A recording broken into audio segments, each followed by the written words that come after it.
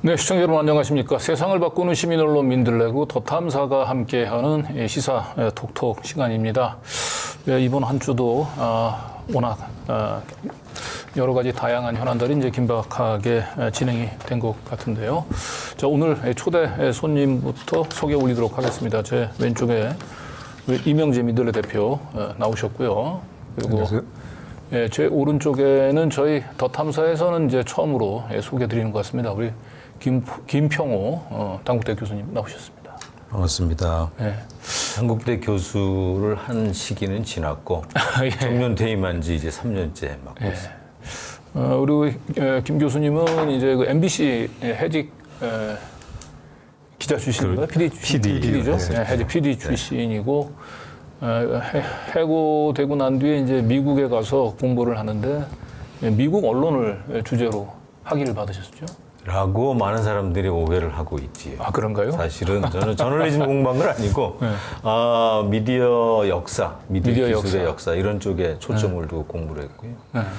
오늘 이야기할 미국 관련한 부분은 제가 이제 부전공으로 미국학을 부전공을 했는데 아, 그러시군요. 어쨌든 그런 공부를 해왔습니다. 그 언론 학자들 가운데서는 이제 특히 이제 미국의 언론에서 워낙 이제 그 정통한 분으로 저희가 알고 있어서 특히나 이제 최근에 그 미국의 그 바이든 정부가 그 윤석열 정권하고 유착이 돼서 그 한반도를 점점 더 전쟁의 위험으로 몰아놓고 있는 상황에서 미국의 그 또 다른 얼굴들을 오늘 자세히 이제 설명해 주기 위해서 특별히 나오셨습니다. 네. 네. 자, 먼저 그 시민언론 민들레가 드디어 텍스트가에서 벗어나서 저 이제 영상으로 영역을 좀 넓히고 있습니다. 이건 두 번째죠? 네. 민들레 네. 주간 민들레 뉴스. 네. 시청자 반응들이 어떤가 궁금합니다. 매주 월요일 8시에 네. 이제 더탐사 정규 방송 전에 방송이 되지 않습니까? 네. 오늘 이번 주가 두 번째 있는데 그 많은 분들이 이제 민들레가 뉴스 프로그램을 네. 제작하고 방송하는 것을 기다려 오신 것 같아요. 네. 그래서 아직은 사실 그렇게 해서 아주 완성도가 높은 프로그램이라고 제가 감히 자신 있게 말씀을 못 드리지만은 그럼에도 많은 분들이 아주 상당히 호응을 보내주고 계십니다. 지금 민들레 에디터가 지금 15 에디터와 기자들을 합해서 15명입니다. 그러니까 네. 그중에서 사실은 이렇게 방송 경험이 있는 분들은 없지 않습니까? 일부 있죠. 일부 있나요? 네. 더탐사 출연 경험을 포함해서 한 서너 명 정도 되시는데 잘 나머지 분들, 다른 분들은 워낙 이제 이렇게 펜으로 쓰는 것에 익숙해 있어서 카메라 앞에서의 그런 그 뭔가의 좀 부담감 이게 적지 않았어요. 네. 이제 그럼에도 이거 반드시 좀 해야 되는 일이고 우리 시청자 민들레 독자분들께 약속을 드린 일에 실천하는 이행을 하는 그런 의미도 있고 또 많은 분들이 도와주고 계시는데 뭐 RTV는 물론이고 뭐 더탐사도 역시 이제 이 뉴스 프로그램을 방송을 동시에 송출을 하죠. 또 무엇보다도 우리 민들레 뉴스를 진행하고 있는 우리 문희정 평론가께서 문희정 평론가는 방송 전문가죠. 네, 전심전력으로 아마 지금까지 이렇게 긴장한 적이 없었다라고 얘기를 할 정도로 아무튼 이 프로그램을 위해서 온갖 열과 성을 다해서 그 결과로 아주 썩 훌륭한 그런 방송이 되고 있는 것 같습니다. 네. 혹시 교수님은 저는 아직 못 봤습니다. 못 봤습니까? 꼭 챙겨봐야 되겠습니다. 네. 사실은 뭐 이야기를 약간 다른 얘기죠. 하나 덧붙이면 제가 이 PD 생활을 하면서 사실은 다른 사람을 방송에 출연시키기는 해봤어도 제가 방송에 나와본 적 참 드물거든요. 그래서 이번도 저한테는 굉장히 생소한 경험이기도 합니다. 오래되기도 했지만. 네, 그렇게 오늘 우리 또 김평 교수님이 옷차림이 예사롭지 않으세요. 그래서 오늘 여기 방송하기 전에 우리 허경혜 작가가 무언가를 좀 상징하기 위해서 의도한 이 의상 연출이 아니냐 이런 얘기를 했는데 그러게요. 제가 사실 명리학을 좀 공부를 좀 더 깊이 있게 했어야 되는데 그냥 풍편에 들은 얘기밖에 없어서 깊은 얘기는 말씀드릴 수 없겠습니다. 송구합니다. 지난주에 이제 그 윤 정권이 물러난 뒤에 이제 아마도 우리 민중들 사이에서 회자가 될 노래가 막 쾌지나 칭칭이 되지 않을까라고 했는데 그 이전에 윤석열 정권이 이 민심이 하늘에 닿아서 조정을 구하는 날이 좀 왔으면 합니다. 네. 자, 다음 넘어갔고요. 아무래도 이번 주에 가장 큰 뉴스는 일본이 이제 핵 오염수를 24일 네. 투기하겠다라고 이제 발표한 건데요. 예. 그러니까 결국 어제 예. 결국은 그렇게 방류를 했죠. 투기를 했죠. 투기를 했죠. 예, 했죠. 예. 예. 기어코라고 얘기를 해야 되는 상황이죠. 기어코. 결국은 그 많은 자국 국민들, 또 이웃 나라의 한국민들의 대다수의 반대, 또 국제사회의 성토에도 불구하고 결국은 강행을 했습니다. 네, 1톤. 일단은 1톤을 뭐 물 1200톤에 해석해서 방류를 한 거죠. 일본 말로 하면은 방류이고, 하지만 이걸 객관적으로 본다면은 투기인 것이죠. 예. 내년 이제 3월까지 이제 1차 방류를 이제 끝내겠다라고 얘기를 하는데 네. 시기가 굉장히 좀 공교롭습니다. 아마 뭐 많은 분들이 이미 뭐 뉴스를 통해서 들으셨겠지만 예를 들면 한국 정부에서 내년 총선을 의식해서 기왕 버릴 거면 빨리 버려달라 이런 식으로 얘기한 적도 있었고 사실 그동안에 그 해외에 나왔던 여러 가지 소식을 종합을 해보면 일본 정부는 일테면 G7 그 국가들로부터 온갖 그 이 외교적인 노력을 동원해서 사실상 이런 그 핵 폐수, 핵 오염수를 바다에 버리는 건 사실상 사전에 내락을 받은 걸로 확인이 되고 있습니다. 네. 다만 이제 그동안에 시기를 조율해 왔던 것으로 생각이 되고요. 네. 가장 큰 문제였던 한국과의 관계를 이번에 뭐 캠프 데이비드에 가서 정리하면서 자신감을 얻은 게 아닌가. 그래서 그런 생각이 듭니다. 네. 지금 요 보니까 이제 중국의 경우는 일본 대사를 불러가지고 이제 엄중 항의를 했다고 하고 홍콩에서는 이제 일본산 수산물 이제 전면 규제를 더 강화하는 등 이제 중국이나 그 홍콩 입장에서는 이제 이 주권 국가로서 취해야 될 자구적인 조치들은 다 하고 있는데 우리 정부만 사실상 뭐 일부학에서 오염수 방류를 한국 정부가 이왕 버릴 거 빨리 좀 해달라고 민원했다는 얘기가 나올 만큼 우리 정부만 지금 아무런 대책이 없는데 우리 김성진 기자가 네. 우리 한국 정부의 이제 공식 반응, 네. 이 말도 안 되는 반응에 대해서 아주 따끔하게 지적을 하고 있죠. 네. 23일 이제 국회에서 그 박진 외교부 장관의 발언들을 조목조목 비판을 하고 있는 것인데요. 그 분명히 한국 정부가 그 핵폐수 방류를 뭐 용인 정도가 아니라 오히려 이제 그걸 뭐 방조, 조작 한편으로는 오히려 일본보다 더 적극적으로 나선 거잖아요. 시기도 기왕할 거면 빨리 해달라고 하는 얘기가 상당한 신빙성을 가지고 지금 들려오고 있는 상황이죠. 그런데도 우리는 찬성한 게 아니다라고 하는 이런 그 앞뒤가 안 맞는 얘기들을 그러니까 우리 정부의 공식 입장을 조금 정리를 하자면 이제 모순되는데요. 일본의 방류 계획은 과학적이고 기술적으로 문제가 없다. 네. 이게 첫 번째고요. 네. 그러면서도 한국 정부는 방류를 찬성하거나 지지한 적은 없다. 그렇죠. 이 두 개의 그렇죠. 입장이 사실은 양립 불가능한 그렇습니다. 얘기입니다. 그러니까 일본 측에 지금 이런 투기에 대해서 박수를 치면서 이건 찬성이 아니다라고 하는 얘기를 하고 있는 것과 같은 거죠. 네. 예. 혹시 이제 방류 후에 뭔가 문제가 나타날지도 모른다라고 하는 예감을 갖고 있고 그때 가서는 우리가 그래서 찬성한다고 하지 않았다. 이런 식의 이제 미리 방어막을 좀 쳐놓고 있는 게 아닌가. 그렇습니다. 이제는 이제 모든 게 끝난 것이죠, 사실은. 네. 이제 투기가 이제 이행이 됐고 하기 때문에 이제는 이제 글쎄요, 뭐 그런 전략인가요? 이제는 노골적인 명시적인 이런 지지 찬성은 이제 할 필요가 없다. 이런 계산이 선 것인지 모르겠어요. 정말 얄팍한 것인데. 제 생각에는 한국 특히 우리가 흔히 보수 세력, 보수 정치 집단의 행태와 관련해서 좀 더 근본적인 틀에서 보면 이 한국의 기득권 지배 세력 또는 정치 경제적인 권력을 쥐고 있는 보수 세력이 기본적으로 친일 매판 세력의 뿌리를 두고 있기 때문에 네. 지금까지도 그런 것이 이어지면서 일본에 대해서 정정당당하게 주권 국가로서 대하는 태도 자체를 애초부터 네.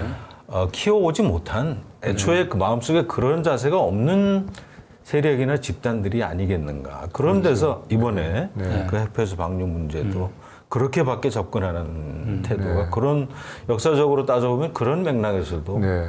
얘기할 수 있을 겁니다. 네.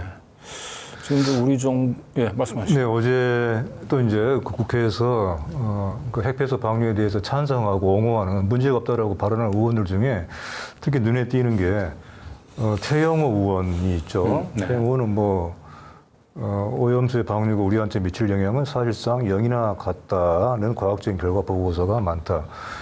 이것이 얼마나 무책임한 얘기인지는 그렇지가 않다고 하는 보고서가 또 얼마나 많습니까? 네. 그러기도 하고 사실 방사능의 이런 위험성에 대해서는 누구도 자신 있게 얘기를 할 수가 그렇죠. 없는 거예요.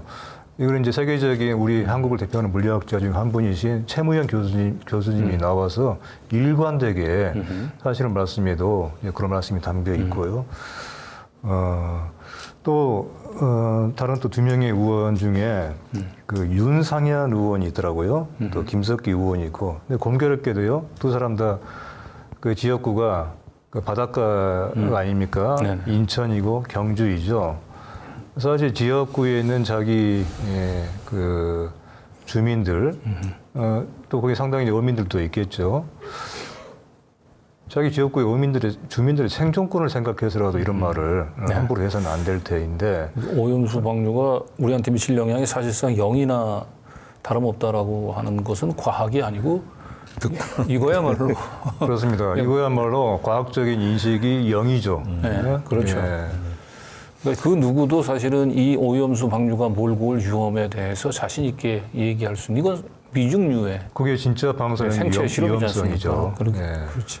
그 일본에서 있었던 그 핵폐수 방류 반대 시위 구호 중에 이런 게 있더군요. 영어로 써 있던데요. Japan is going to nuke the Pacific이라고 말하자면 태평양에 원자 폭탄을 하나 떨어뜨린다는 거예요. 네. 이래서 되는 거냐는 거죠. 간단히 말하면. 사실은 그것이 이 핵폐수 문제, 방류 문제의 핵심을 아주 축약적으로 보여주는 일본은 지금 태평양에 원자 폭탄을 하나 떨어뜨리는 것과 마찬가지다라는 얘기가 아주 문제의 핵심을 보여주는 거라고 생각합니다. 네. 이제 결과적으로 이제 우리 정부가 해야 될 일은 만약에 이게 일본 정부의 핵 방류 자체를 막지 못한다고 얘기한다면 실시간으로 우리 정부가 직접 그 해양 생태계에 미칠 영향 방류 후에 그걸 우리가 직접 시료를 떠서 그 실시간으로 그 체크하는 그런 감시 모니터링 시스템을 일본 정부한테 지속적으로 요구를 하는 게 맞습니다. 지금 우리 정부는 그냥 일본 정부의 발표, 일본 정부에서 제공하는 데이터들을 그대로 뭐 믿고 수긍하겠다라고 하는. 그렇죠. 네. 박진 장관이 또 이렇게 얘기를 한 대목이 있어요. 후쿠시마 오염수 방류에 대해서 만반의 대처를 하고 있다. 한국 정부는. 만반의 대처가 대체 뭘 말하는 건지 이런 것인가요? 지금 기업체, 학교에 뭐 수산물 급식을 늘리겠다라고 하고 있잖아요. 이것이 만반의 대처인 거예요. 이 정부가 생각하는.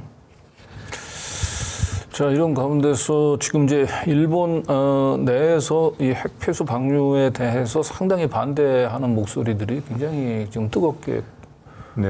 지금 달아오르고 있는 것 같아요. 네. 1차적으로 피해를 보는 것은 역시 이제 일본의 그 연안의 어민들이겠죠. 그래서 일본 어민들은 일관되게 반대를 해왔는데 최근에 약간의 이제 기류 변화가 있죠. 일본 정부가 이것을 돈으로 상당한 지원금으로 그 어민들의 그 불만을 반발을 무마하겠다라고 해서 그래서 이것을 어떻게 받을지 모르겠지만은 한편으로는 이것이 좀 먹혔다라고 하는 그런 관측도 있고 하지만 여전히 지금도 일본 어민협회장은 우리는 찬성한 적 없다라고 하고 있죠. 근데 한편에 이제 일본 어민에 대한 그 같은 돈으로 일종의 이제 회유 작업을 하는 것인데 이것이야말로 사실은 일본 정부의 자가당착이라고 하는 것이죠. 우리 한승호 에디터의 말처럼 일본 정부의 모순인 거죠. 오염수가 피해가 없다라고 하면서 또 한편으로는 배상을 하는 것은 이거 앞뒤가 안 맞는 것이죠. 네네. 그리고 또 나아가서는 그렇다고 한다면은 자국 어민들에 대한 피해만 보상해서는 안 되는 것이죠. 한국 인근 한국 해역의 어민들에 대해서도 보상을 해야 이것이 앞뒤가 맞는 얘기일 테고 또 그리고 그것을 한국 정부가 설령 만약에 그 투기를 방류를 용인한다 하더라도 최소한 그것은 해야죠. 근데 거기에 대한 일절 이렇다는 말 한마디 움직임은 전혀 없는 것이죠. 네. 뭐 일본 전범 기업들을 대신해서 강제징용도 우리 정부나 그 기업이 보상하듯이 뭐 변제한 뭐 이런 일본 정부의 핵폐수로 인한 우리 어민들의 피해는 우리의 몫이다라는 뭐 또 생각을 갖고 그렇죠. 있는 게 아닌가 싶어요. 그리고 에디터가 썼듯이 아마 그렇게 된다면 아마 국제적으로 집단적인 아마 거대한 규모의 뭐 배상 소송이 진행될 가능성도 충분히 예측할 수 있죠. 이게 아마 지난번에도 이 비슷한 게 있었죠. 그러니까 일본 정부를 상대로 우리가 직접 그 오염수에 대해서 그 오염도를 직접 샘플링하고 측정하는 뭐 이런 걸 요구해야 되는 거 아니냐라고 얘기했을 때 다른 나라에서도 그 일본 정부를 상대로 그런 걸 요구하는 나라가 없는데 우리가 그런 요구를 하는 것은 일본 정부에 대한 예의가 아니다. 이런 얘기를 했거든요. 그래서 아마도 그 우리 어민들이 입을 피해를 가지고 그 일본 정부를 상대로 배상을 하고 하는 건 일본 정부에 대한 예의가 아니다. 뭐 이런 식의 반응을 보이지 않을까. 많이 답답합니다. 네. 자, 그리고 이게 보니까 24일 방류가 공교롭게 우리가 경술국치라고 날짜가 일치하는 그렇습니다. 않아요? 공교로운 것이죠. 네. 경술국지라고 하는 이제 그 한일 강제 병합 조약이 체결됐던 것이 1910년 8월 22일이었고요. 8월 22일. 그리고 이제 이 체결된 조약의 발효가 일주일 뒤인 8월 29일입니다. 아하. 그러니까 24일이면은 바로 22일에서 29일까지의 경술국지 주간의 한 가운데인 것이죠. 네. 이렇게 또 역사가 되풀이되고 있는 거예요. 일본 정부가 또 그 사실상 그 태기를 그런 걸 역사적인 의미를 생겨서 그럴 뭐 그렇게까지 생각을 했을까 싶은데 근데 저는 이제 제가 지적하고 싶은 것은 이겁니다. 자, 113년 전의 경술국지와 지금의 이것이 또 하나의 우리 국치라고 한다면은 다른 점에 몇 가지가 있어요. 가장 무엇보다도 당시에는 어떤 일방적인 힘의 열세에 의해서 강제로 병합을 당한 거였잖아요. 근데 하지만 이번에 사실상 우리가 자발적으로 우리의 주권, 우리의 영토의 일부를 헌납을 한 것이잖아요. 바다라고 하는 우리의 영토의 일부를 일본에게 후쿠시마 핵 오염수 폐기의 어떤 처리장으로 자발적으로 갖다 바친 것입니다. 자발적인 국치인 것이죠. 또,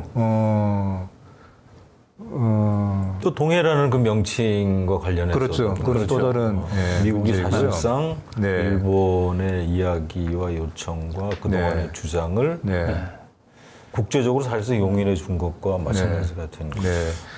그래서 왜 우스갯소리로 이제는 우리는 동해물과 백두산이가 아니라 일본해와 호지산이 마르고 닳고 이렇게 국가를 바꿔 불러야 되는 거냐 하는 그런 우스개 같지도 우스개지만 참 같지만은 않은 얘기인데요. 가슴 아픈 이야기죠. 일본 정부에서 그런 요구를 하면 우리 정부는 뭐 거절할 수 없는. 검토하겠다라고 할 건가요? 지금 뭐 바다도 그렇고 이대로 가면 사실은 이제 독도도 조만간에 뭐 일본의 안에 있는 섬이 되는 셈이니까. 사실은 그러니까 그 주권에 대한 그러니까 이 민주공화국에서 이 권력의 기반이 어디인가, 즉 인민인 것인데, 뭐 통칭 국민, 시민으로부터 나오는 것이 권력이라는 건데 그런 생각이 없는 집단이 아닌가라는 질문을 던질 수밖에 없는 거죠. 이들의 권력은 미국과 일본이 주는 것인가? 뭐 그렇게 생각하는 건가 혹시? 그런 얘기를 할 수도 있지 않을까 싶어요. 그러니까 경술국지 때와 다른 또 두 가지가 있는데요.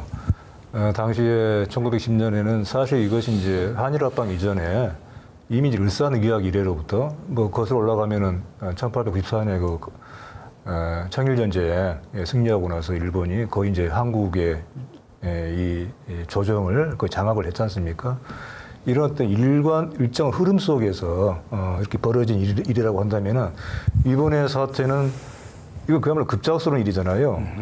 윤석열 정부 출범 이후에 최근 1년 동안에 벌어진 일련의 이런 그 대일, 군력 외교 속에서 지금 벌어진 그야말로 급작스러운 난데없는 일인 것입니다.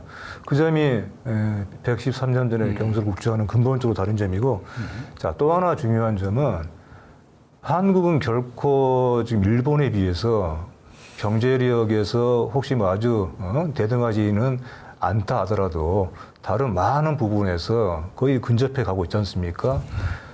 또 무엇보다도 중요한 것은 어떠한 인류 사회의 보편적인 가치, 규범에서 일본은 사실 보통 국가가 아직 아니에요. 네. 보편적인 규범에 충실한 나라가 아니지 않습니까? 그래서 경제력은 아주 크지만은 국제사회로부터의 그 경제력에 맞는 존경을 받지 못하고 있는 것이죠. 네. 오히려 한국이 국제사회에서 이런 여론을 이끌고 있는 위치에 있는 것인데 스스로가 그 같은 일본을 오히려 이끌어 나가야 될 한국의 이상인데 오히려 지금은 스스로 일본 밑으로 예속이 되려고 하는 네. 그런 점에서도 같은 국치이지만은 더욱더 이것이 치욕스러운 일이 되고 있는 것이죠. 네.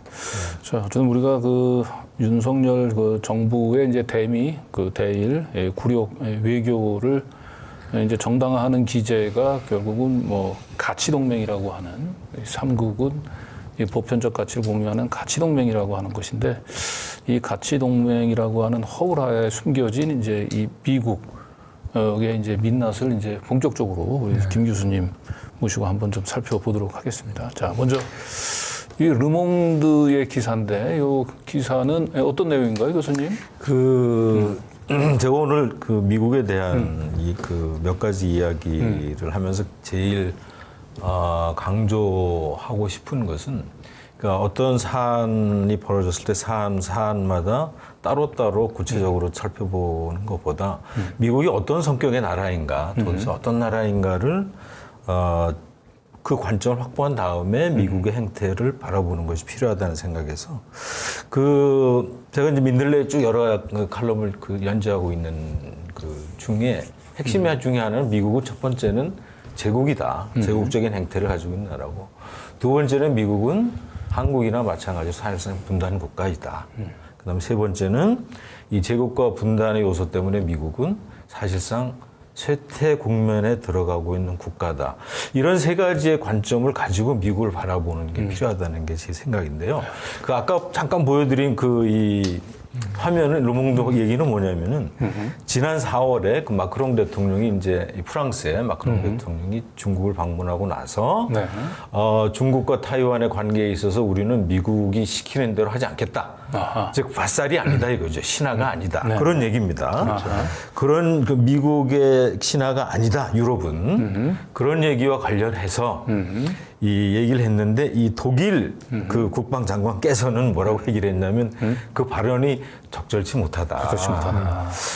달리 해석하면 우리 신하 맞는데 뭐 이런 뜻이 아니라 그런 식으로 미국이 말하자면 유럽뿐 아니라 전 세계 곳곳을 사실상 주무르고 있는 막강한 군사력과 막강한 경제력과 막강한 정치력을 가진 제국이라는 것이죠. 그런 것을 이제 보여주는 하나의 에피소드 차원에서 미국의 이 패권주의에 대해서도 독일과 프랑스가 바라보는 시각이 좀 다른 그런 걸로 생각이 됩니다. 네. 두 나라는 워낙 또 깊은 그 앙숙의 인연을 가지고 있기도 하고요. 네. 자, 그리고 이건 우리 민들레 칼럼인 것 같은데요. 네. 미국은 세계 역사상 가장 호전적인 나라다. 이거는 그 이제 미국이 제국이라는 걸 보여주는 네. 하나의 증표로서 얘기하는 건데 이건 제가 얘기한 것이 아니고 카터 대통령이 지난 2019년으로 제가 기억을 하는데 그 트럼프 대통령이 중국을 어떻게 대하는 것이 좋겠습니까 하고 자문을 요청해 왔다고 합니다. 그때 이제 이 카터 대통령의 답변이 왜 중국이 미국을 추월할 수 있겠는가? 내가 볼 때 중국은 79년 이래, 그러니까 이 개혁 개방 조치 취한 이래 중국은 사실은 한 번도 전쟁이라는 일을 벌인 적이 없다. 근데 미국은 그때부터 지금까지 내내 전쟁만 해온 나라고 미국의 역사 240년, 50년 되는 역사 중에 전쟁을 안 한 나라, 크든 작든 간에 전쟁을 안 한 횟수는 고작 한 20여 년도 채 되지 않는다. 이게 16년으로 돼 있네요. 16년. 네. 그러니까 2009년, 19년으로 해서 16년. 242년이면 예. 미국이 건국 2019년 빼기 예. 242년, 1776년 76년 되는 거죠. 더. 그때부터 시작해서 지금까지 네. 미국 역사, 긴 역사 중에 전쟁을 안 한 해는 다 합해봐야 16년밖에 되지 않는 세계에서 가장 호전적인 나라입니다. 이래가지고 네. 미국이 과연 세계의 지도자, 경제 정책의 지도자라는 것이 이제 카터 대통령의 이야기였다는 거죠. 네. 그래서 미국 하면은 이제 떠오르는 이미지가 뭐 이 자유의 여신상에서 자유가 항상 또 평화를 평화의 국가, 정의의 상징하는 국가로 나라인 줄 생각하고 알았는데. 있지만 실제는 네. 그렇죠. 전 세계에서 가장 호정적인 나라라고 하는 것이 객관적인 데이터로 네, 역사가 그런 나라인 거죠. 역사적 16년밖에는 전쟁이 없던 해가 16년밖에 안 됐다. 예. 라고 카터 대통령이 자기 반성적인 차원에서 네. 얘기를 하는 거고. 키신저 장관도 사실 저런 얘기를 계속 하고 있지 않습니까? 네. 중국은 공전 공영을 추구한다 대체로. 네. 자, 그리고 이제 다음 칼럼은 또 역시 우리 김 교수님이 쓰신 건데요. 우크라이나 딜레마. 그렇죠. 이것도 이제 미국이 어떤 성격을 가진 나라인가를 우리가 바라볼 수 있는 좋은 그 사례 중에 하나인데요. 아까도 우리 이 강진구 앵커도 말씀하셨지만 미국이 정의로운 나라다. 또 그런 보편적인 가치 추구하는 나라라고 하는 그 정확한 의미는 사실은 미국을 따르는 자들에게만 해당되는 이야기인 것이죠.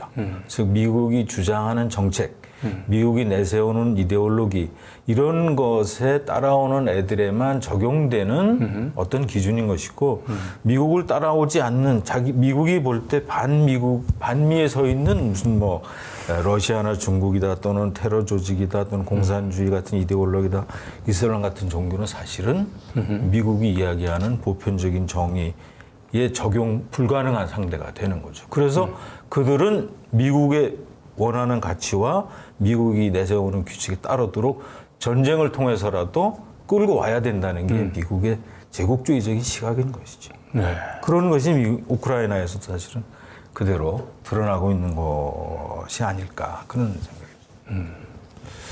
네. 근데 이제 여기 이제 우크라이나가 이제 이런 미국이 내세운 미국이 나름대로 정의를 추구하는 전쟁으로 그리고 러시아는 그 반대편 대척점이 그렇죠. 있고 그래서 우리 룬 대통령께서는 이렇게 우크라이나에 대한 적극적인 생즉생 사즉사까지 얘기를 하면서 우크라이나에 대한 지원이야말로 정의를 지키는 가치 있는 싸움으로 생각을 하고 있는 거. 사실 그렇게 된 것도 한국과 미국과의 관계에서 주체적인 판단을 하지 못하는 거죠. 사실은 저 먼 그 유럽에서 벌어지고 있는 어떻게 보면 국지적인 전쟁이고 시작은 미국의 패권과 소련의 패권이 부딪히면서 러시아의 패권이 부딪히면서 벌어지는 지정학적인 갈등의 일부인 건데 거기에 한국이 미국의 편을 들어서 미국의 휘하에 들어가는 형식으로 개입되어 있는 그 러시아와 사실은 속을 지는 거죠. 네. 자, 지금까지는 이제 미국이 제국주의로서의 미국의 이제 그 면모에 대해서 살펴봤는데 미국은 이제 아까 말씀하신 분단 국가라고 얘기를 그렇죠. 하셨잖아요. 사실은 네.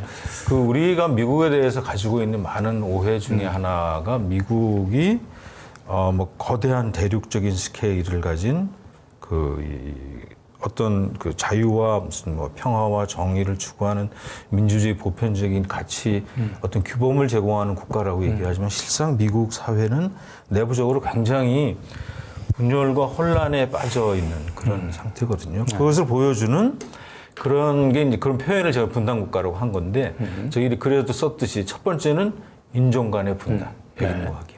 그다음 지역 간의 분단, 북부와 남부. 지금부터 한 150, 170년, 160년 전쯤 되겠네요. 남북전쟁이 벌어지면서 사실은 그것은 남부와 북부의 우리나라와 똑같은 남북 간의 전쟁이었거든요.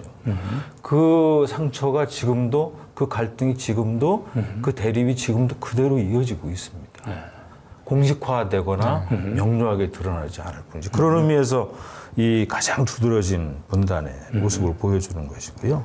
두 번째는 정치적인 격차. 미국은 우리가 또 하나 알고 있는 미국은 민주주의 모범국가. 그러나 사실은 미국은 부자들의 정치가 이루어지는 금권 정치, 즉 금권 돈을 가진 사람들에 의한 과도적 국가입니다. 네. 사실은 민주정이라기보다. 그다음에 경제적으로 뭐 세계 1등의 압도적인 소득 또는 부의 불평등 체제의 국가이거든요. 나중에 또 자세히 설명할 기회가 있겠지만, 그럼 그것이 사실은 미국 사회를 가르는 여러 개의 분계선들입니다.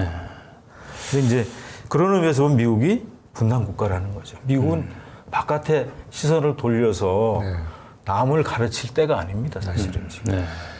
그렇습니다. 그러니까 모범 국가가 아니죠. 네. 그러니까 이제 슈퍼파워로서의 미국이 내부적으로도 상당히 가장 모범적인 뭐 민주 국가인 것처럼 이제 우리가 생각하기 쉬운데, 내부적으로는 이렇게 인종 간 그리고 정치적으로 경제적으로 이렇게 지역 간 뭐 대단한 그 내용을 앓고 있는 나라죠. 예. 그렇습니다. 어떤 한 사회를 이제 이른바 이제 선진국, 후진국으로 나눌 때, 또 선진사회, 후진사회로 나눈다고 할 때, 미국 사회는 이제 미국을 항상 우리가 이제 선진국의 대명사처럼 얘기를 하지 않습니까? 근데 지금 말씀하신 거를 종합을 해보면은 또 미국 사회 내면을 들여다보면은 과연 이것이 정말 선진국인가 하는 거에 상당히 의문을 들게 하는 거잖아요. 분명히 선진적인 모습이 분명히 없지 않죠. 상당히 많은 부분에서 있긴 하지만은 또 하지만 그만큼의 양면, 다른 면들이 또 그 이상으로 있기 때문에 미국 사회를 한마디로 해서 선진국이다, 선진사회다 이렇게 얘기하는 것은 이렇게 외형만을 보는 것이다. 그렇죠. 외형만을 보는 거죠. 또 미국이 분단사회라는 거를 우리와 아주 밀접한 거의 유사한 양상을 보이는 게 사실은 미국에서 사회주의, 나아가서 공산주의 이런 것들은 거의 저주에 가까운 그렇죠. 입니다.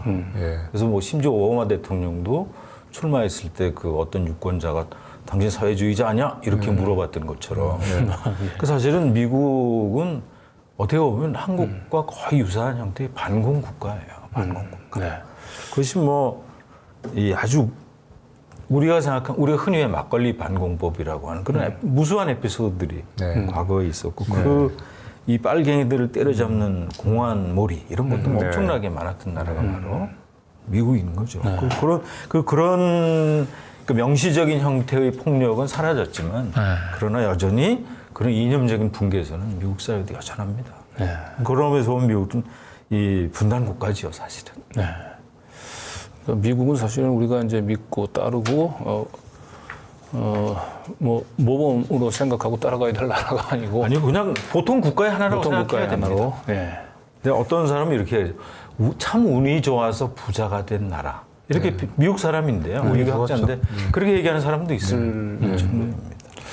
자, 그리고 이제 요 세 번째 다룰 게 이제 우리가 슈퍼파워로서의 그 미국에 대한 막연한 우리 이 선입관도 사실 한번 제고해 볼 여지가 있다라고 미국은 하는데요. 사실은 뭐 세계 최강입니다. 사실 뭐 경제적으로도 그렇고 뭐 군사적으로 전 세계 최강이 틀림없지만 과연 그것이 명실상부한 최강인가 이런 건 따져봐야 된다는 거죠, 사실은. 그래서 제가 쓴 칼럼 중에 이제 미군은 과연 세계 최강일까라는 상당히 도발적인 질문이기도 한데요.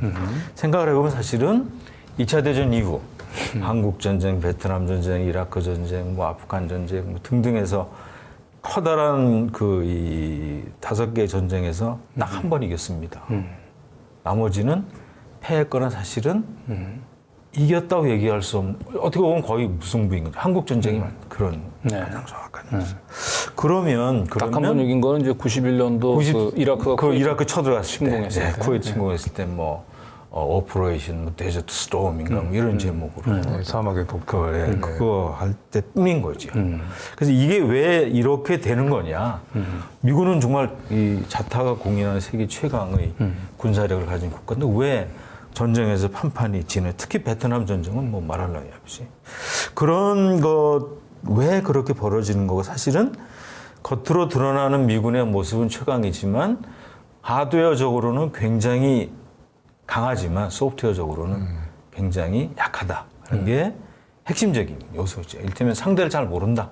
예를 들면 베트남 전쟁에서도 CIA 그 당시에 60년대 초반에 CIA 현장동부는 미국이 개입해야 될 이유가 없다. 그 미국에 개입한 이유는 소위 도미노 이론이었잖아요. 베트남이 공산화가 되면 동남아 일대 전체가 공산주의화가 된다는 거였거든요. 근데 당시에 CIA 현장 보고는 그게 아니었다는 겁니다. 이게 아니고 사실은 호지민 주석을 중심으로 하는 민족주의자들의 통일 운동이었다. 그렇죠. 그렇게 얘기를 했던 거거든요. 네. 근데 그걸 무시하고 통킹망 사건을 조작한 다음에 베트남에 느닷없이 뛰어들어가가지고 철저하게 불명예스럽게 치욕적으로 패배했었잖아요. 그러니까 그런 것을 보면 미군이 힘은 셀지 모르지만 네. 현장을 모르는 거죠. 그렇죠. 그러니까 이제 전쟁의 명분이 약한 것이고요. 또 이제 강대국의 오만이라고 할까요? 예. 그런 것이 이제 현재 사정에 어둡게 하고. 그렇죠. 예. 그리고 또 이제 이거는 뭐 병사들의 사기에도 영향을 미치겠죠. 당연합니다. 이 전쟁이 반드시 필요한 전쟁인가에 대한 미군 병사들의 스스로의 그렇죠. 예, 네. 그 정당하지 못한 게 있기 때문에 그게 이제 전력을 약화시키는 것이죠. 가장 중요한 요소 중에 하나. 네.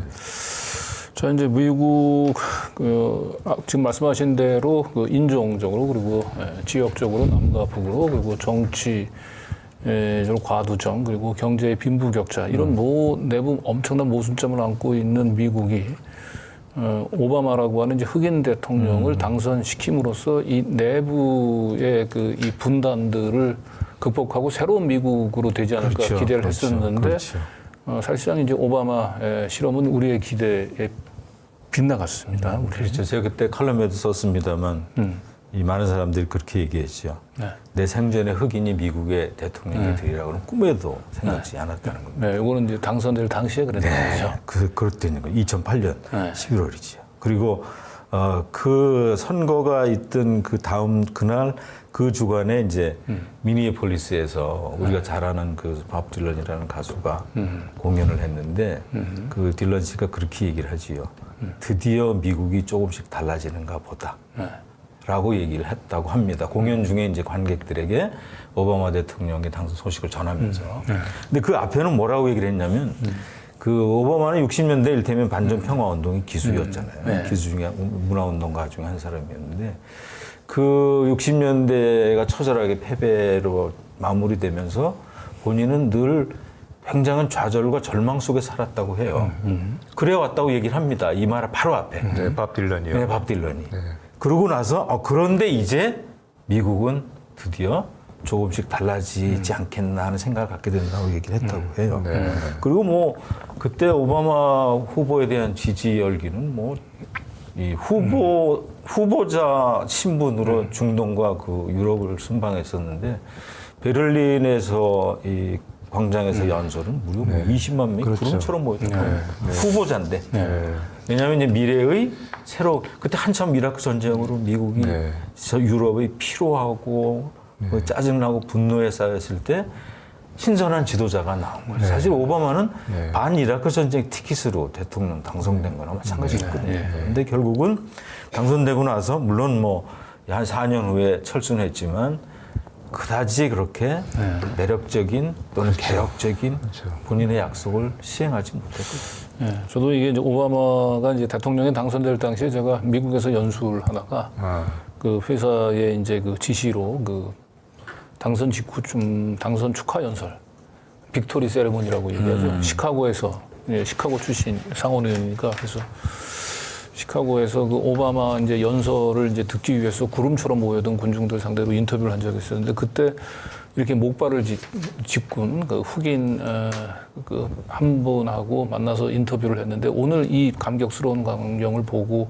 가장 먼저 생각나는 한 단어를 얘기하라고 했더니 머릿속에 쫙 하더니 브라더후드. 브라더후드. 예, 형제애를 단어를 얘기를 딱 하더라고요. 그래서 아마도 그 흑인들 입장에서는 오바마가 대통령에 그 당선되리라고는 본인들도 생각을 하지 못했는데 그것은 아마 백인들 중에 상당수도 오바마를 투표하고 그런 양심적인 디모크라틱에 대해서 이제 형제를 느낀다라는 표현이었던 것 같아요. 근데 결국은 그 뒤에 이제 오바마 그러니까 대통령 한 명으로서는 이제 그렇죠. 미국 내부의 그런 분열과 예. 격차를 극복하기 어렵다라고 하는 한계를 보여준 게 아닌가 싶습니다. 공화당은 뭐 철저하게 뭐 오바마에 대한 반대 노선으로 일관했고요. 그 오바마의 한계와 실패는 또 이제 어떻게 보면은 사실 이제 미국의 한계와 실패라고 볼 수 있겠죠. 그래서 저도 사실 상당히 이제 오바마에게 다른 많은 사람들과 마찬가지로 많은 기대를 했고 마치 이제 우리 한국의 대통령인 것처럼 그렇게 아주 많은 어떤 그런 희망을 가졌었는데 근데 결과적으로는 좀 단순하자면은 오바마의 최대 업적은 대통령 당선이었다. 유감스럽게도 당선 이후에 그 후에 그만큼의 기대와 바란 만큼의 그런 모습을 또 보여주지 못했다. 너무나 안타까워요. 네. 그렇죠. 자, 본인의 한계도 굉장히 많았다고 합니다. 본인이 사실은 뭐 이렇게 심지어 이렇게 얘기하는 사람들도 있어요. 사실은 겉과 속이 다른 사람이다. 그렇게까지 얘기하는 사람도 있습니다만 뭐 그런 글쎄 뭐 그건까지는 아니더라도 아무튼 모습으로 봐서는 본인을 봐서는 트럼프를 불러오는데 뭐 책임이 있다. 그렇죠. 얘기할 정도로. 자, 그리고 미국 사회가 얼마나 경제적인 격차가 심한지 단적으로 보여주는 하나의 그래프가 그렇죠. 있습니다. 그래프가 있죠. 그러니까 미국 사회가 이제 제국이고 분단 국가고 또 정치적으로 여러 가지 한계에 직면하고 있는 일종의 이 쇠락하는 슈퍼파워라는 걸 보여주는 하나의 사례가 바로 미국 아까 잠깐 말씀드렸던 빈부격차의 문제인데요. 더 표에 보시면 아시겠지만 이 워렌 버핏이라는 너무나 유명한 투자자, 그다음에 마이크로소프트의 빌 게이츠, 아마존의 제프 베조스 세 사람의 부를 합하면 미국 사회 전체 하위 50%의 재산을 다 합해도 이 세 사람의 재산에 미치지 못하는 세계 최고의 빈부 격차를 가지고 있는 나라입니다. 문제는 이런 것이 줄어들지 않고 늘어난다는 거예요. 줄어들 기미를 보이지 않고. 한국보다 오히려 더 한국도 뭐 빈부격차가 심한 그런 문제를 우리 경험하고 있지만 이 상위 그다음 그 슬라이드에 보시면 한국의 상위 10%가 가지고 있는 부가 대략 9%쯤 되잖아요. 미국은 상위 10%의 재산이 77%예요. 엄청난 그 부의 불평등 가지고 있는 나라고요. 그렇기 때문에 미국을 우려하는 사람들이 지금 미국이 당면하고 있는 민주주의의 위기 또 포함해서 이런 경제적인 불평등의 문제 또는 국제적인 신뢰의 추락의 문제 이런 것을 다 합해서 미국이 사실은 붕괴로 향하고 있는 게 아닌가 그런 그 화면을 보시면 제가 그 지난 6월 달에 오른 그 아틀란틱이라는 일반 교양 저널입니다. 아틀란틱이라는 잡지인데 월간지 내지는 주간지 여러 형식으로 온라인판으로도 나오지만 거기에 6월 달에 실린 기사의 제목이 Toward Collapse로 되어 있습니다. 디클라인 정도가 아니라 사실상 붕괴로 가고 있는 게 아닌가 이런 얘기를 할 정도로 미국 사회의 이 내부의 분열과 외부의 신뢰 추락 실력의 추락 이런 것들이 심각한 수준에 이른 것으로 생각이 됩니다.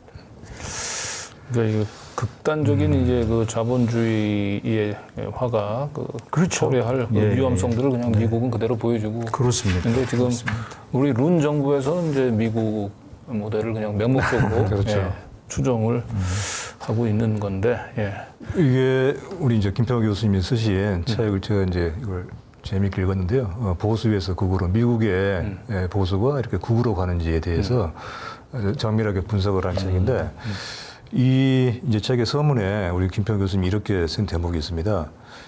그러니까 왜 미국을 얘기하는가, 왜 미국 정치를 얘기하는가, 미국 보수에 대해서 우리가 알아야 되는가에 대해서 그걸 이제 설명한 대목인데요. 미국의 문제는 직간접적으로 한국과 이어진다. 그만큼 서로 얽혀 있다. 미국을 읽는 것은 따라서 한 다리 건너 한국을 바라다보는 일이기도 하다. 그러니까 미국의 보수에 대해서 제대로 이해하는 것은 한국의 보수에 대해서 보다 깊은 이해를 하는데 하나의 어떤 발판이 되는 것이고 또 사실 지금의 미국의 현재가 한국의 미래인 거지 않습니까? 상당 부분. 그렇게 또 볼 수 있지. 이제 교수님 잘 아시겠지만 왜 그 토크빌이 미국을 방문하고 19세기 1830년대였죠. 프랑스 혁명 이후에 이제 미국을 방문해서 미국의 민주주의에서 미국 사회에 대해서 그야말로 극찬을 하잖아요. 그렇습니다. 미국의 민주주의의 어떤 이런 그 가능성, 밝은 면에 대해서 일하는데, 하지만 또 한편에서는 또 상당한 우려를 하지 않습니까? 그렇죠. 타락할 위험성에 대해서 그러니까 미국의 민주주의가 갖는 좋은 면과 나쁜 면이 있는 것이죠. 근데 지금 미국의 보수, 미국의 정치가 보여주고 있는 것은 미국 민주주의의 나쁜 면이 주로 많이 나타나고 있는 상황이 그렇죠. 그게 점점 그렇죠. 일종의 악순환적인 심화되고 걸 갖고 있는. 거지. 근데 그런 점이 또 역시 한국에서도 그렇죠. 한국의 보수, 한국의 이런 정치, 한국 사회가 상당히 미국의 나쁜 면 쪽으로 많이 닮아가는 그런 서로 겹치는 현상이. 그러니까 사실은 지금, 미국의 정치가 아까 그 제 책을 소개해 주셔서 고맙고요. 그 이 보수 이를테면 미국의 보수가 건강했던 것 몇 가지 에피소드가 있는데 하나 말씀드리면 60년대 가장 미국 사회가 이룩한 커다란 성과는 흑인 민권 운동과 관련한 두 가지 법안이거든요. 하나는 참정권, 하나는 평등권을 보장하는 것이었는데 그때 그 표에 그 법안에 찬성한 사람은 공화당 비율이 더 높습니다. 민주당보다 오히려. 그럴 만큼 이를테면 적어도 민주주의에서 어떤 것이 상식적인 것이고 어떤 것이 사회를 위해서 건강한 것인가에 대한 적어도 합의는 민주당이든 공화당이든 충분히 이뤄낼 수 있는 역량을 보여줬던 거죠. 근데 그것이 70년대, 80년대 레이건 시대 지나면서 신보수주의, 신자유주의 세 체제가 이 지배적인 이데올로기에 자리 잡게 되면서 자본의 전체주의가 시작되기 것이죠. 그것이 이제 정치의 추락을 가져온 결정적인 요건이고 마지막으로 한 마디 말씀드리자면 그래서 이 신보수 신자유주의 이데올로기가 미국의 민주주의를 해체시키고 있는 중이다라고 말하는 학자도 있습니다. 네. 자, 그리고 지금 방금 전에 이제 미국의 이제 공화당하고 민주당 얘기를 했는데 우리는 역대 보면 이제 그 민주당 그 출신의 대통령이 들었으면 뭔가 한반도에 좀 훈풍이 불지 않을까 하는 기대감을 갖고 거꾸로 공화당 출신 대통령이 들어서면 이제 한반도 이 남북 이 관계가 굉장히 경색이 될 것 같다 뭐 이런 우려들을 했는데 실제로 뭐 오바마가 대통령을 할 때는 무슨 전략적인 뭐 인내 뭐 이렇게 얘기를 하면서 그렇죠. 예, 남북 관계가 더 경색 국면으로 갔고 오히려 트럼프 때 또 한반도 극적인 화해 분위기가 감돌다가 지금 이제 바이든이 민주당 출신이라죠. 바이든 이름 보이는 행보는 정말 한반도의 평화를 기대했던 많은 분들에게 큰 상처를 주고 있는 것 같습니다. 사실은 뭐 국제 관계에서는 민주당이나 공화당이나 차이가 없습니다. 별 차이가 없죠. 네. 그 최근에 이제 요 캠프 데이비드에 쓴 한미일 3국 정상회담. 그래서 이 한 장의 사진이 이제 많은 걸 얘기를 해주고 있는데. 예. 사실 미국이 보여주는, 그러니까 미국이 어떤 나라인가를 정확하게 보여주는 게 바로 이 한 장의 사진인 거지요. 네. 너희 아까도 이 모두의 밭살이라는 표현에 대해서 얘기했지만 두 명의 밭살을 거느린 명주께서 그렇죠. 이런 사진이거든요. 그렇죠. 두목이 가운데 있고 양쪽으로 이게 중간 보수가 오른쪽에 있는 것이죠. 왼편에는 그 두목과 중간 보수를 옆에서 바라보고 있는 어떤 한국의 어느 대통령의 모습이고요. 이 제목에 이제 우리 이유 에디터께서 쓰신 제목에 나오는 금고화라고 하는 표현. 뭔지 혹시 기억나십니까? 그 서유기에 삼장법사가 그 손오공의 머리에 씌우는 그 새로 된 그 태이죠. 그게 금고화라고 저도 뒤늦게서 그걸 알게 됐는데 올가미 같은 거고. 올가미죠. 그렇죠. 그리고 올가미기도 하고 이것은 뭔가 주체적인 어떤 자기 행동을 하지 못하게 그래서 뭔가 그 주인의 마음에 안 드는 어떤 뭔가를 할 때는 바로 징벌이 들어오는 그러니까 동맹이라고 하지만 이건 사실 동맹이라고 할 수가 없는 거잖아요. 동맹이 아니라 뭐 저는 뭐 그래서 종맹이다. 종맹이라고 보고 싶고요. 또 동맹을 거꾸로 해서 맹동이다. 맹목적인 동맹의 추구. 그렇게 지금 얘기를 해야 되는. 이거를 말하면 한미일이라고 하는 말 자체가 좀 잘못된 말이죠. 예, 미일한이고 실질적으로는 그리고 미일과 한국, 미일과 그 밑에 한국. 사실 그 우크라이나 전쟁을 여기에 대입을 해보면 사실은 미국이 우크라이나를 내세워서 러시아와 벌이는 대리 전쟁이라는 것이 비판적인 관점을 가진 국제정치학자들의 평가거든요. 이거를 그렇게 대입하면은 한국과 일본을 앞세워서 중국과 대리전을 벌이려는 미국. 그런 그림과 똑같이 오버랩됩니다. 그런 무서운 일입니다, 사실은 이것은 대단히.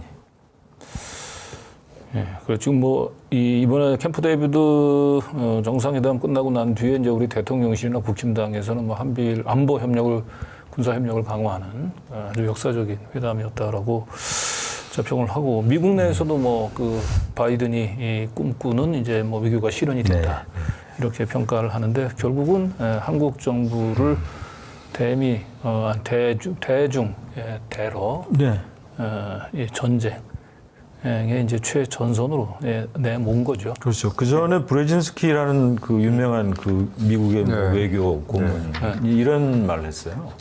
일본은 미국의 보호령이고 한국은 저 미국의 아웃포스트, 즉 변경의 초소라는 표현을 썼어요.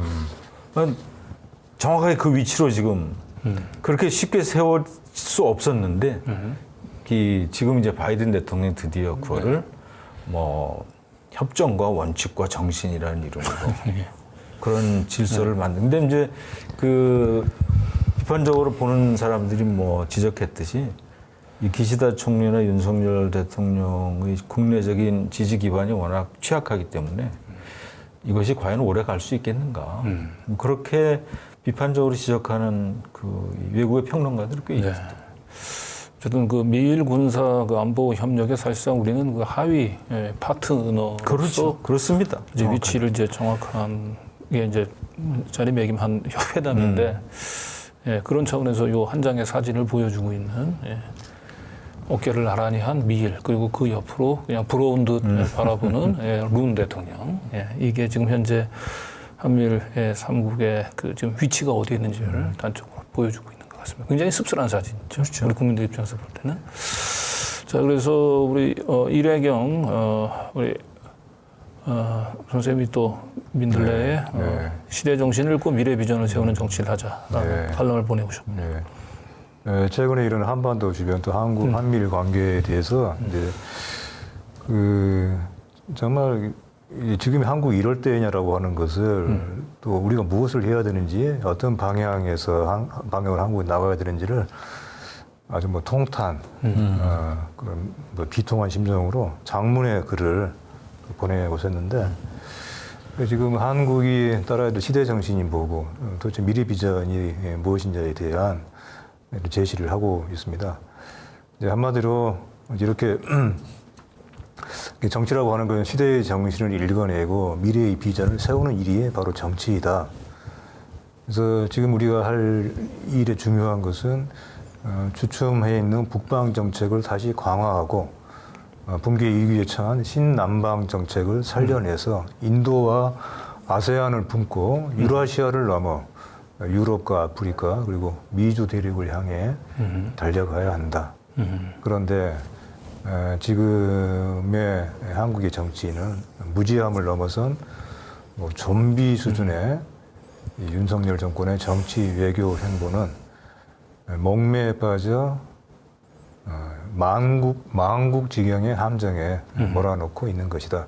이제는 중단시켜야 할 시점이다. 네. 답답한 일이죠. 사실은 이걸 아주 그 주류 매체식으로 표현하자면 한국은 미국과 일본 위주의 외교를 펼쳐야 된다. 그것이 우리의 살 길이다라고 하는 그래서는 안 된다는 거죠. 이 글의 핵심 요지는 거기에서 벗어나서 정말 우리에게 필요한 미래의 전략과 가치가 무엇인가, 목표가 무엇인가를 공부를 해야 된다는 주장인데요. 아마 지금 그 뭐 국힘당이나 민주당을 포함하여 이런 비전을 가지고 있는 정치인이 있겠지요. 다만 눈에 보이지 않는다는 것이고 외교부에도 이런 생각을 가진 사람이 뭐 외교관이 왜 없겠습니까? 근데 지금은 아마 어디론가 깊이 숨어 있겠지요. 안타까운 일입니다, 사실은. 이게 아마 1970년대에 우리 이영희 선생님이 그런 거예요. 뭐 우상과 이성전환시대의 논리 뭐 이런 그런 글을 쓰던 시대로 다시 회귀해 간 것 같, 거꾸로 간 것 같죠. 자, 그럼 여기서 잠시 광고 말씀 전하고 남은 소식 한번 진행해 보도록 하겠습니다. 시민이 만드는 사회 공익 채널 시민 언론 더 탐사 다시 시작합니다. 더 탐사를 응원하는 가장 스마트한 방법. 쇼핑이 후원이다. 더 탐사몰. 하지 마. 쇼핑이 후원이다. 쇼핑이 후원이다. 더 탐사몰. 여기서 뭐 여러 번 소개해드렸죠. 빵준서 찹쌀떡입니다. 견과류가 가득한 수제 찹쌀떡, 빵준서 찹쌀떡이죠. 11대 제과 명장 박준서 명장의 28년간의 연구 끝에 완성된 레시피입니다. 다시 한번 제과 명장에 대해서 한 번 더 설명을 드릴까요? 네. 제과 제빵 전문가에는 총 3단계가 있는데 첫 번째가 기능사이고 그 위가 기능장, 그리고 가장 높은 최고의 권위가 바로 명장입니다. 그러니까 기능장에서 명장으로 선발되는 것은 그만큼 1천여 명의 기능장이 있지만은 명장은 단 15명 이런 정도로 아주 어려운 그런 전문가의 권위인 것이죠. 명장하니까 생각나는 게 있네요. 지금 이제 한참 을지 훈련이 실시되고 있죠. 예. 고구려의 명장은 을지문덕 장군, 제과 제빵의 명장은 박준서 명장이죠. 네. 그럼 같이 좀 나갈 것 같은 으깨지 않은 상태로 듬뿍 넣었습니다. 설탕은 적게 넣어서 달지 않은 팥소에 호두, 마카다미아, 맛밤을 섞어 네. 고급스러운 고소함이 아주 이 견과류가 입안에서 합니다. 톡톡 씹히는 게 이 빵준서 그럼 굉장히 비쌀 것 같아요. 찹쌀떡에. 예. 예, 가격 정보인데요. 이 빵준서 찹쌀떡 3박스, 6개짜리, 한 박스는 6개짜리인데 3박스가 33,500원, 정가가 52,500원인데 36% 할인된 가격입니다. 쇼핑이 후원이다. 더 탐사몰. 저도 사실은 저 더 탐사몰에서 몇 번 우리 저 강진구 앵커께서 늘 강조하시는 것 중에 하나가 쇼핑이 후원이다. 그래서 저도 물건을 종종 구입을 하고 있는데 이 값을 다시 한번 말씀해 주실래요? 이게 좀 비쌀 것 같아요. 그러니까 이게 박스가 어쩌게 보이는데, 그러니까 6개, 이게 6개짜리 한 박스인데, 3박스에 33,500원이니까 아마 이제 한 박스당 한 만 원 정도인 것 같은데. 네. 그러면 뭐 네. 원래 가격은 52,500원이니까 네. 36% 알겠습니다. 할인된 가격이죠. 사실은 제가 떡 굉장히 좋아하는데 제가 제일 좋아하는 음식 중에 하나인데 네. 빵준서 찹쌀떡은 지나치게 달지 않으면서 굉장히 담백합니다. 김 교수님 이 떡을 한번 떡하니 드셔보시죠. 알겠습니다. 예. 자, 이렇게. 주변의 분들에게 열심히 홍보를 해야겠습니다. 네. 자, 그럼 이제 광고 여기서 이제 마치고 다음 순서 들어가 보도록 하겠습니다. 오늘도 시민언론 더 탐사 그리고 스튜디오 더 탐사 두 군데를 통해서 동시에 라이브 진행 중이고요. 스튜디오 더 탐사에서 구독, 좋아요, 알림 설정도 잊지 말아 주시기 바랍니다.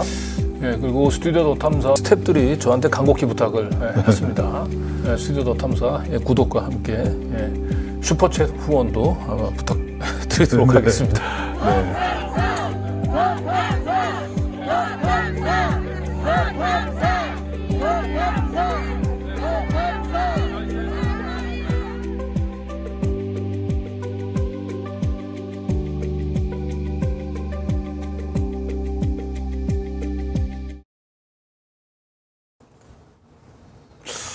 네, 이번에는 이제 그 지난주 금요일 날 그 우리 이동관 방통위원장 후보자에 대한 청문회가 있었는데, 네. 예, 그 뒤로도 참 여러 가지 논란이 끊이지 않고 있습니다. 이명재 에디터가 이동관은 이 뭐 장관으로서의 청문회 이전에 그 한 사람의 공민으로서 의 검증이 좀 필요하다라고 하는 내용의 칼럼을 쓰셨습니다. 네.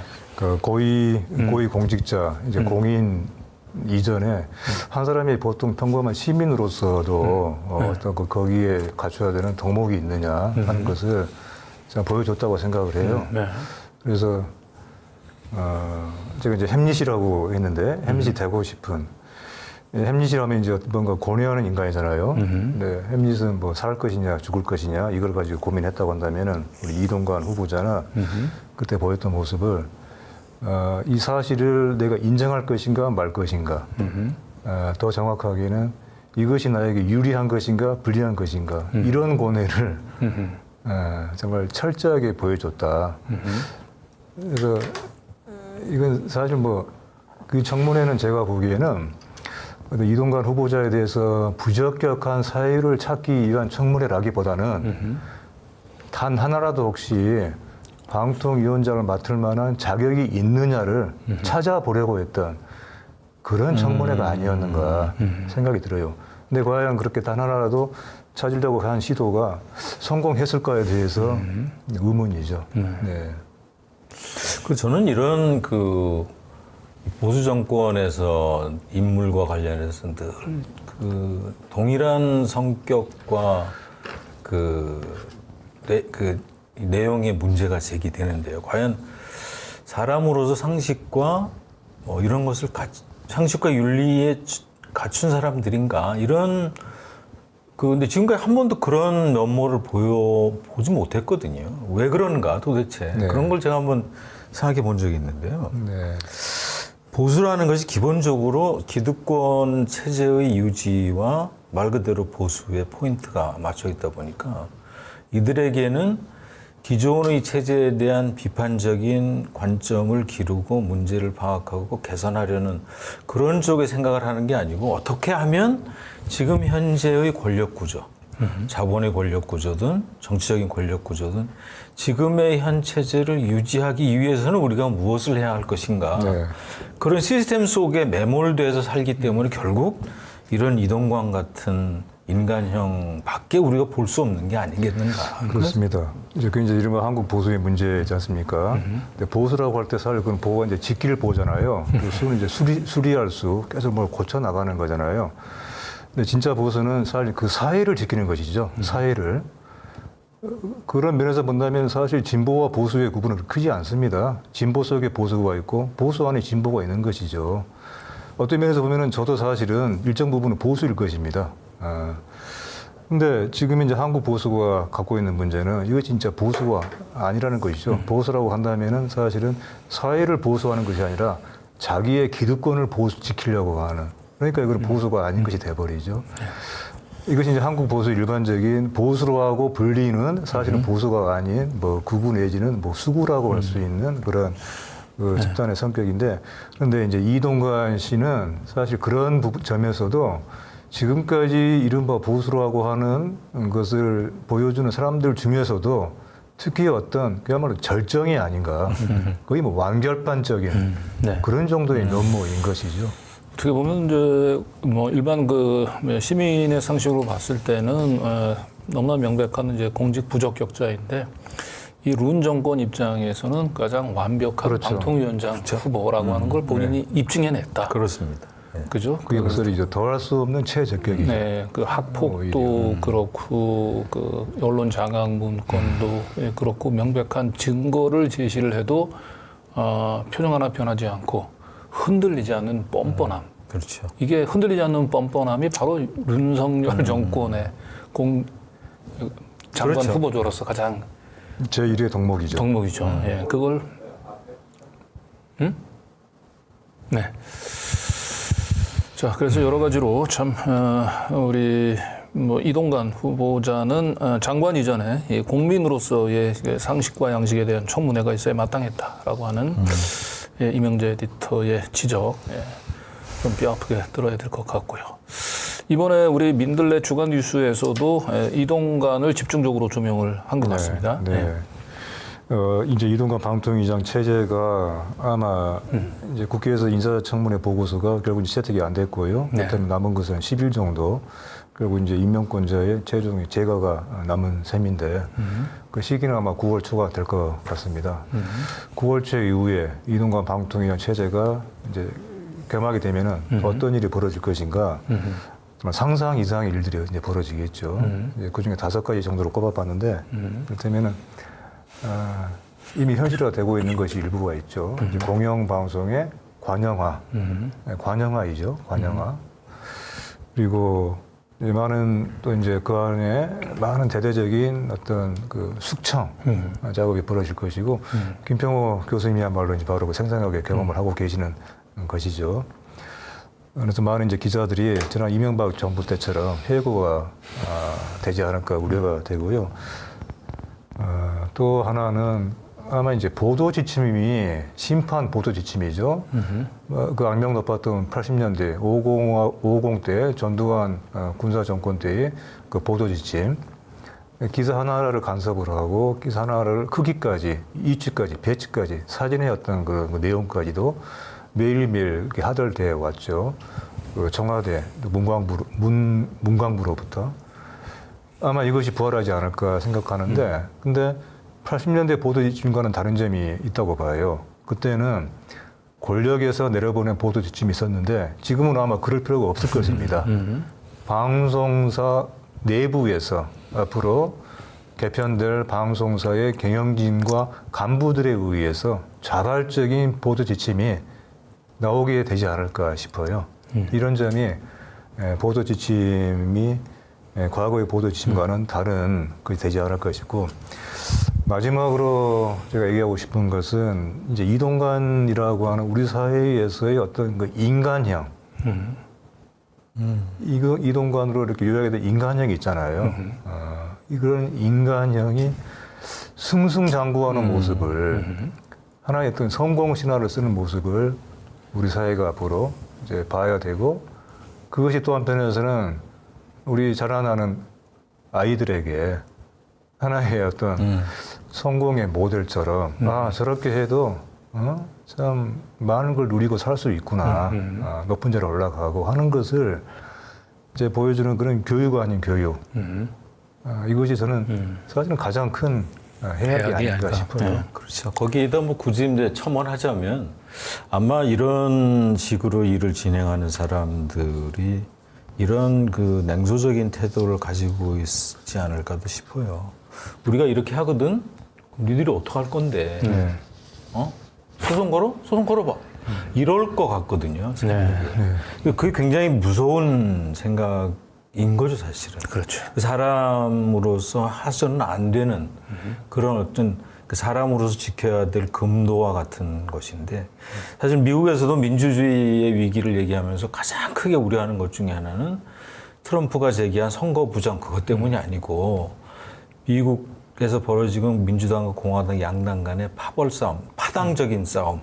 그래서 양측 모두 관용과 합의 또는 절제, 이런 덕목이 사라진 것, 그 민주적인 덕목이 사라진 것을 가장 우려스러운 어떤 붕괴의 조짐이라고 보거든요. 아마 이런 인사들을 할 때 가지는 그런 태도, 그래 니들이 어떨 건데 하는 태도가 바로 그렇게 연결이 되는 거지. 네. 그래서 사실상 그래서 이제 윤석열 정권의 이제 권력이라고 얘기한 건 권력이 아니고 이제 점점 더 이제 폭력에 가까워져 가고 있고, 모든 민주주의를 지탱했던 국가의 기본 시스템이 이제 무너지고 있는데, 그래도 가끔씩 사법부에서 그 이런 무도한 이 권력의 폭력화에 대해서 이제 지동을 거는 역할을. 근데 최근에는 보니까 이 사법부마저 그래서 그 장악을 하려고 하는 좀 움직임들이 좀 보이고 있다. 우리 전지훈 편집위원회 칼럼입니다. 그 언론 장악뿐만 아니라 지금 사법 장악이 실질적으로 이루어지고 있어요. 어제 그제였던가요? 그 신임 대법원장 지명이 된 사람이 나왔죠. 법조계 안에서 대표적인 보수 성향의 그냥 보수가 아니라 뭐 특히 꼴보수, 보수 중에 보수로 불리는. 게다가 지금 이제 영산에 있는 어떤 인물의 후배이죠. 대학 직계 후배이고 친분 관계가 있죠. 여러 가지 이유로 참 걱정되는 인선인데, 근데 이미 이제 그 전에 대법관 2명이 아주 보수 성향의 인사들로, 게다가 많은 어떤 그 뭐랄까 이제 부조리의 어떤 이런 그 혐의가 있는, 예를 들면은 그 중에 한 사람은 이런 일이 있지 않습니까? 그 로펌에 서울대 교수로 있으면서 5년간 자문료로 7건의 자문을 해줬는데 무려 18억 원을 받은 거예요. 7건의 자문을 자문해주고, 근데 이런 사람이 이제 지금 대법관 이미 지금 들어가 있죠. 근데 이게 지금 끝이 아니고 대법원장도 그렇지만은 그 윤석열 정권하에서 대법관 14명 중에 13명이 바뀌어요. 13명이. 그리고 헌법재판관은 9명 전원이 바뀌고, 지금 이렇게 그 사법부의 그냥 뭐 대대적인 지휘부의 그 교체, 이것을 그 조선일보를 필두로 한 이런 언론들에서는 이렇게 얘기를 하죠. 그 사법부의 그 진보 편향이 된 사법부를 주류를 교체해서 정상화하는 과정이다. 이렇게 응원을 하고 있는 것이죠. 그래서 참 걱정되는 상황입니다.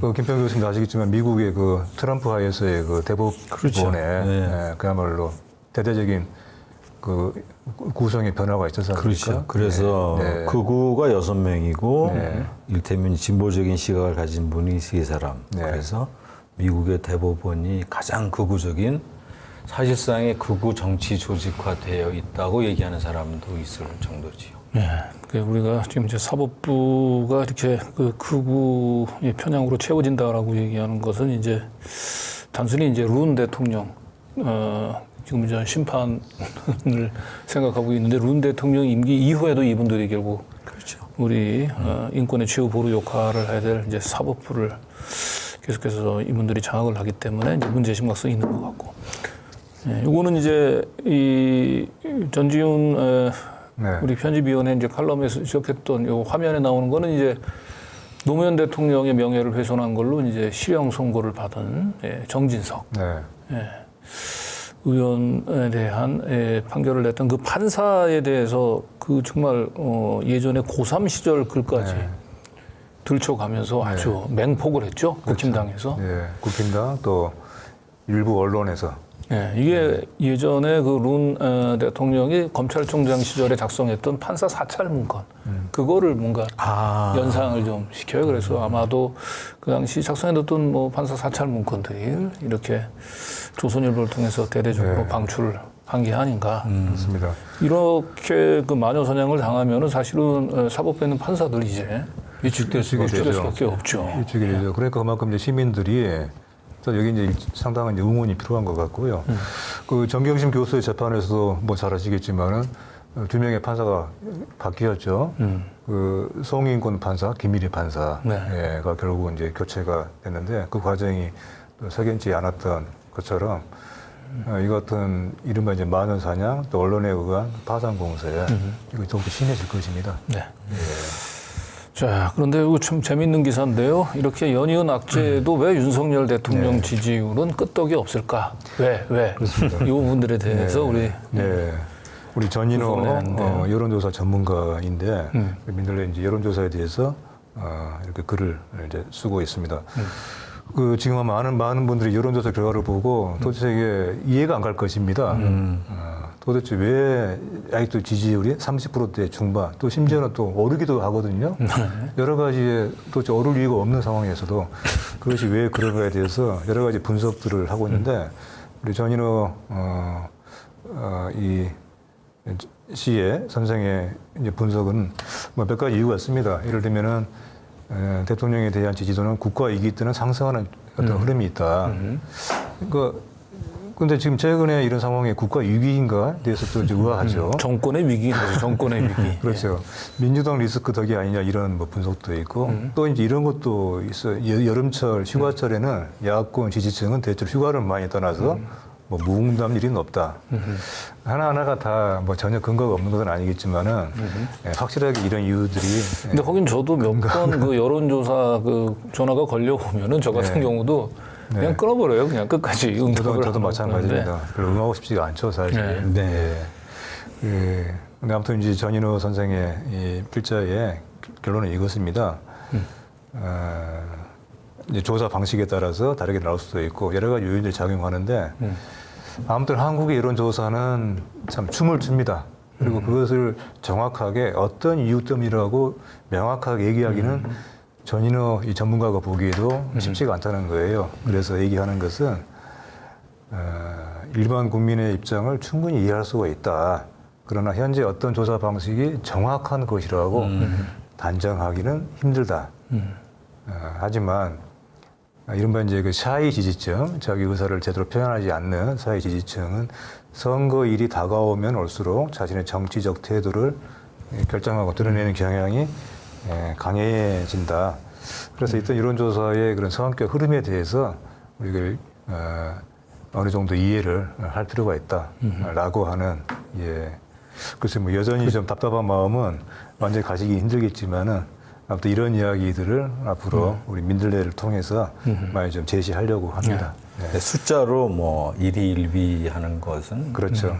올바른 태도는 잠시 네. 그래픽을 한번 좀 보여주셨으면 좋겠는데요. 윤 네. 대통령 지지율이 김건희일과 양평당 논란이 일었을 때 39.1%였다가 네. 그러니까 저 양평 게이트를 기점으로 이제 지지율이 좀 추락을 했던 거죠. 네.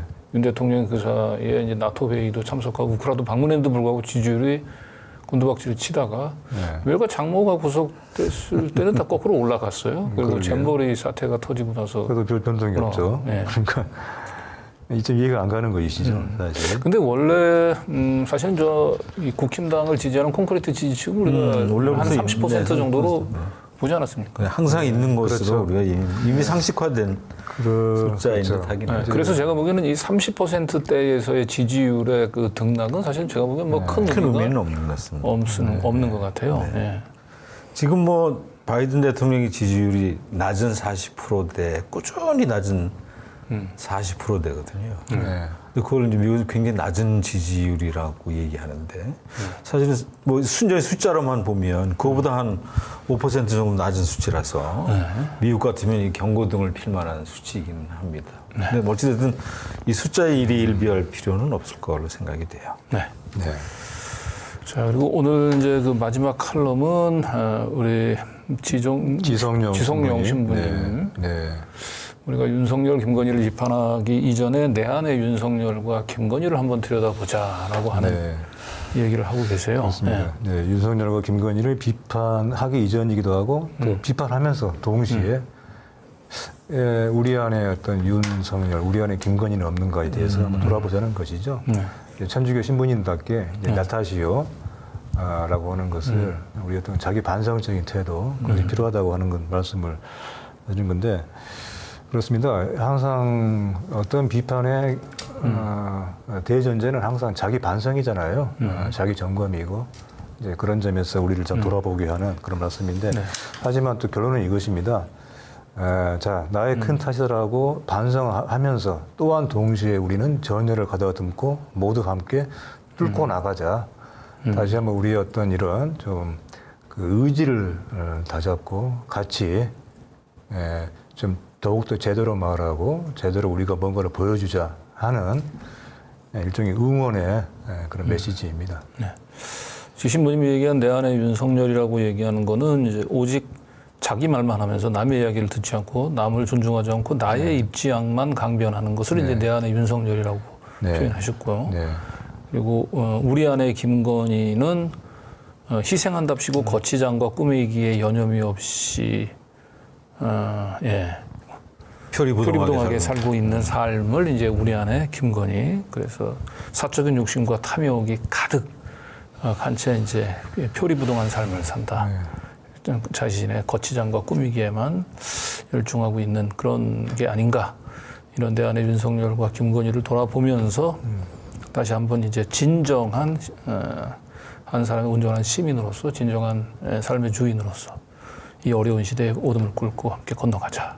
이런 얘기를 하신 것 같습니다. 사실은 뭐 굉장히 어려운 이야기죠. 왜 그 전에 신학자인 리버 선생께서도 도덕적 인간이 비도덕적인 사회에서 어떻게 살 것인가 하는 참 어려운 질문을 던지고, 그것이 우리가 인간이 가진 어떤 비극적인 운명의 한 단면이라고도 얘기를 했는데, 하여튼 누구에게나 이런 질문들은 크게 와닿아야 되는데, 문제는 지금까지 쭉 얘기했듯이 대한민국의 기득권 세력들은 이런 질문을 들으면 그거는 네가 좀 물어봐라. 그럼 네가 나한테 답을 다오. 그럴 것 같습니다. 자기들은 우리들은 이런 문제를 잘 생각하지 않거든요. 그렇습니다. 사실은 이제 늘 반성하는 사람들은 사실 또 더욱더 이렇게 이런 글을 보고 반성을 하게 되죠. 네, 하지만 애초부터 반성의 태도, 반성의 의지가 없는 사람들은 사실 이런 얘기가 남의 얘기가 돼버리죠. 이제 그것이 사실 이게 딜레마이긴 합니다. 예. 그 왜 그리스 희극의 가장 큰 이 주제는 사실은 오만은 죄업을 낳는다 그런 얘기잖아요. 사실은 그 휴브리스가 가져오는 인간의 개인적인 파멸, 국가적인 사회적인 파멸 그것을 늘 경고하는 게 그리스 희극의 뭐 가장 큰 주제고 그렇죠. 사실은 그렇죠. 네. 지금까지 쭉 네. 내려오는 그렇죠. 인간사의 가장 그 핵심이 되는 도덕적인 질문인 거죠. 그런 질문을 이제 한번 네. 던져야 된다는 건데 그 아까도 잠깐 말씀드렸지만 늘 이런 걸 고민하는 분들은 늘 소수자이고 억압받는 사람들이고. 네. 네, 우리 뭐 지신부님의 이제 칼럼이 오늘 이제 마지막 저희 이제 프로그램을 마무리한 그 말씀인데 그 한편으로는 사실은 이제 늘 우리는 반성을 하고 살아가고 그런데 그들은 그런 반성하는 삶을 살지 않고 자기 하고 싶은 대로 하는 것에 이제 뭔가 문득 이제 화가 나고 그러는데 지금 이제 제가 이제 마지막으로 뭐 드리고 싶은 말씀은 참 여러 가지로 많이 힘들죠. 우리가 이제 후쿠시마 오염수 방류도 막아내지 못하고 윤석열이 지금 캠프 데이비드 가서 그 일방적인 퍼주기 외교 그리고 한반도에 한미일 뭐 군사동맹 강화라고 하는 이유로 더 전쟁의 기운이 높아지고 있고 올드보이 이동관 후보자의 우리가 귀환도 막지를 못하고 있는데 결국은 이러한 그 국민들의 그 반대에도 아랑곳 없이 윤석열 정권이 밀어붙이고 이들이 바라고 있는 것은 그래서 점점 더 시민들의 패배의식, 무력감들을 더 주입시키고 지치게 만들고 있는 게 아닐까 싶습니다. 그래서 우린 안에 윤석열과 김건희도 반성을 해야 되겠지만 우리 안에 혹시 패배의식이나 무력감들 이런 것들을 더 경계해야 되지 않을까 싶습니다. 오늘 두 분 나오셔서 귀한 말씀 해주셔서 감사드립니다. 네. 자, 오늘 이어서 반가웠습니다. 네, 시청자 여러분 고맙습니다. 맞습니다.